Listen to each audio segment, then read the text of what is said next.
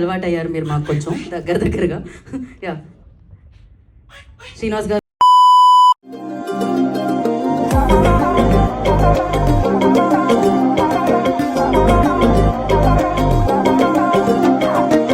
చుక్కలకు చుట్టానివా మబ్బులకు సంద్రానివా నింగి నెల దారే వేసే వర్షానివా వర్ణానివా చక్కనైన చిత్రానివా రంగులున్న చైత్రానివా దిక్కులను దాటేద్దామే నాతో వస్తావా వాళ్ళు చూపుల నీ దాడి కొల్లగొట్టెనే కుర్రా. ఇప్పుడు ఏంటంటే ఎవరికి తెలియదు ఈ సినిమా ఉందని కూడా తెలియదు.